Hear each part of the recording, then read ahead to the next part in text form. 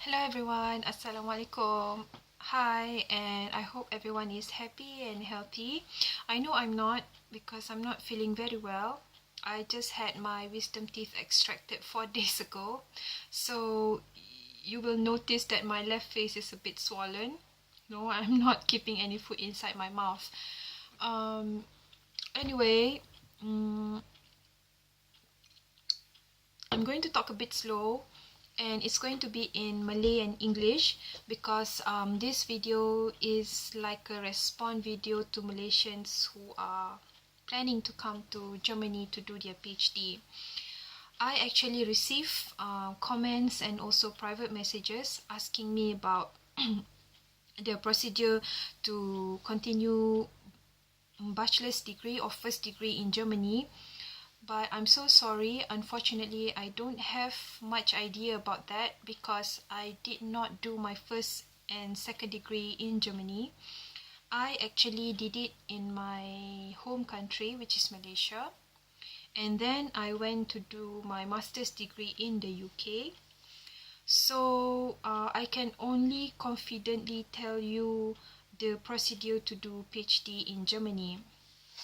I'm so sorry about that, but if I come across any of my friends who are doing their bachelor's degree, I will ask around, and perhaps in my next video I will let you know about that, or I will reply personally to your private messages. Okay, so let's continue with the purpose of this video, which is how to do or how to apply to do PhD in Germany. There are three things that you need to know before you come to Germany. First of all, the qualifications. You have to have a bachelor's and master's degree which are recognized by German institutions.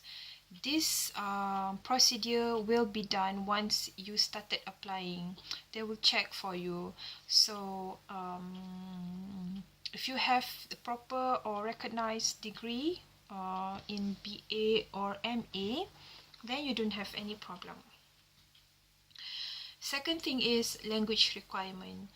To do postgraduate studies, it is not an obligation to know German language, but it will come in handy when you are dealing with bureaucratic procedures such as applying for visa, looking for a house or apartment, or when you buy groceries in the supermarket, or when you are in the city asking for directions. So German language will come in handy in these situations. But in terms of doing your PhD, if your supervisor allow you to do it in English, then it will not be a problem. As for me, since I'm doing Malaysian studies, my paper will be written in English, and actually all my supervisions were done mostly in Malay language. Yes, my supervisor is German, but he speaks very good Malay, so most of the time he will speak Malay with me. I think it is for him to practice. But anyway, if you come here for your postgraduate studies, German language is not an obligation. Thirdly is funding. If you are coming here privately, then get in contact with German Embassy Kuala Lumpur, or you can check their website and get information about the minimum amount that you need to have in order to come here. If you are coming here with scholarship, then it will not be a problem.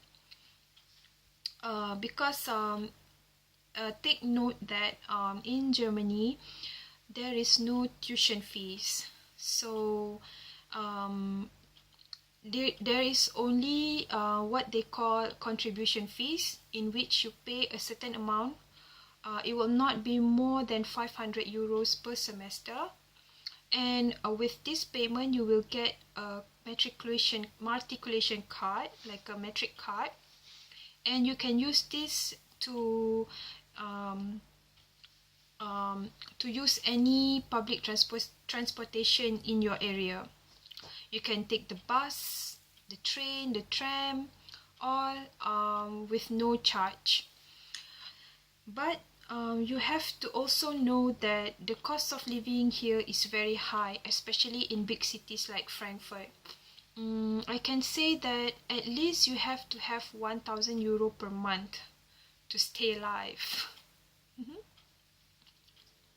Okay, now we'll go to the process. First of all, you have to have a proposal, of course. I did my proposal in a I did my proposal like 5 pages, and then I look for the possible supervisors in Germany. I did this online. I did my research online, and I found Goethe University of Frankfurt. And then I got into this. I got to this page. It's called Information for Prospective PhD Candidates at the Department of Southeast Asian Studies, Goethe University of Frankfurt. So these 2 pages of paper listed all the necessary steps that you have to go through in order to come to Frankfurt University, and I find this very accurate because very detailed and very accurate because I've been through all the steps and I know that everything here is very close to the experience that I went through in order to come here. So prepare your proposal, look for the possible supervisor, then send the proposal to the supervisor. For Goethe University of Frankfurt, you will get in contact first with the supervisor, and if the supervisor is interested in your proposal, he or she will send you a confirmation letter that states his acceptance for you to be his or her student. So once you get this acceptance letter, this is how it looks like for me. I'll just show you lah. So this is the confirmation letter telling me that he has accepted my topic, and also his signature. So with this confirmation letter, you can start applying formally to the university, to the committee. Once the thing about German university is I can say it's very traditional in terms of application, unlike in the UK where you can do it online. In Germany, you have to print the papers, fill out with pen, and then you have to send it back to the university using stamps and all that. So it's a little bit traditional in terms of application, a little bit fuzzy I can say, but once you are accepted, then it's okay. So now that you've applied formally at the university, it will probably take about 4 to 8 weeks, 2 months, before the result come out, whether you have been accepted or not. Once you have been accepted, you will get the letter, and with this letter probably you can start searching for funding if you are applying for scholarship in Malaysia. And after you've gotten your funding, you can start applying for visa. Here's the thing. In Germany, to go to Germany, you can go without visa if you are traveling as visitors. But if you're planning to stay here longer for the reason of your study, you have to have like a student visa, which allow you to stay here for the duration of your study here. 3 years, 4 years, 5 years, the embassy will allow you to stay here longer. So with the application letter and also the funding letter that you have, go to the embassy, German embassy Kuala Lumpur in Menara Tan and Tan. Of course, you have to look online, make an appointment and all that, prepare all the documents, and then you can start applying for the visa. So once you've gotten your visa, and this will take about 3 months or more, depending on the documents that they need from you. If everything goes well, 3 months is normal. For me, it took me 6 months to get me to come here. So don't worry if all your friends who have applied to go to other countries like the UK, don't worry if they go earlier than you. It's normal in Germany to wait for 6 months or more. So wait. That's all I can say. Don't panic. Don't panic if you have to send your application letter by post.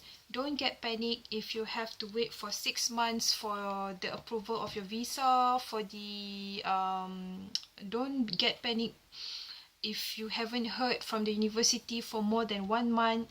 It's normal. And then once you have gotten your visa and once you've gotten your application letter, once you've gotten your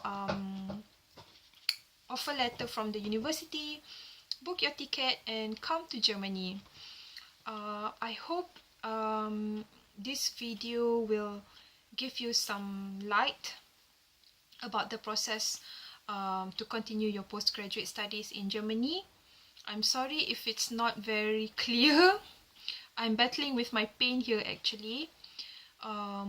If you have any more questions, do not hesitate to leave a comment or find me on Facebook. So I'll see you guys in the next video. Good luck with your application, and if we have rezeki in Malay, they say if you have for like rezeki, I don't know what is it, how to explain it in English, but if we meet, we meet. Bye.